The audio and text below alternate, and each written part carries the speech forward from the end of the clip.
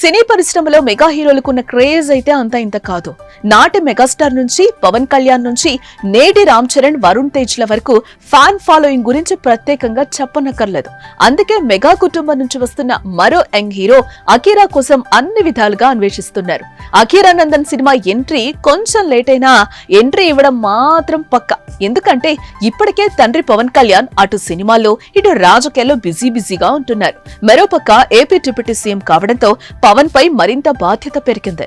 దీనికి తోడు రాజకీయాల్లో పెరుగుతున్న ఒత్తిడి కారణంగా పవన్ కళ్యాణ్ సినిమాలకు దూరంగా ఉండాలని భావిస్తున్నారంట. అయితే అదే సమయంలో పవన్ కళ్యాణ్ సినిమాలు లేకపోతే ఫ్యాన్స్ పూర్తిగా నిరుత్సాహానికి గురవుతారని భావించి ఆ లోటును తీర్చేందుకు తన ప్లేస్ ను భర్తీ చేసేందుకు తనయుడు అకీరాపై ఫోకస్ పెట్టినట్లుగా తెలుస్తోంది. అందుకే సరైన సినిమాతో హీరోగా పరిచయం చేసేందుకు పవన్ గ్రౌండ్ ప్రిపేర్ చేస్తున్నట్లు సమాచారం. ఇక సినిమాలకు పూర్తిగా గుడ్ బై చెప్పి రాజకీయాలకు దగ్గరుండాలని భావించిన పవన్ ఆ లోటును భర్తీ చేసేందుకు అకీరాను తన వెంటే ఉంచుకుంటున్నారు.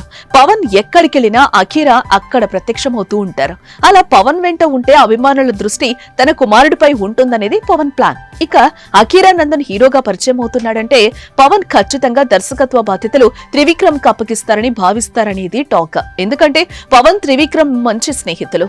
పవన్ పొలిటికల్ ఎంట్రీ ఇచ్చిన దగ్గర నుంచి ఆయన సినిమాల ఎంపిక బాధ్యత త్రివిక్రమే తీసుకున్నారు. దాంతో పవన్ తన కుమారుణ్ణి లాంచ్ చేసే బాధ్యతని కూడా త్రివిక్రమ్ కు అప్పగిస్తారనే అభిప్రాయాలు ఉన్నాయి. వాటికి అనుగుణంగానే మొన్న కుంభమేళా పుణ్యస్నానంలో అకీరా వెంట త్రివిక్రమ్ ఉండటం విశేషం. అయితే కుంభమేళా సాక్షిగా అకీరా కోసం త్రివిక్రమ్ స్క్రిప్ట్ సిద్ధం చేస్తున్నట్లుగా తెలుస్తోంది.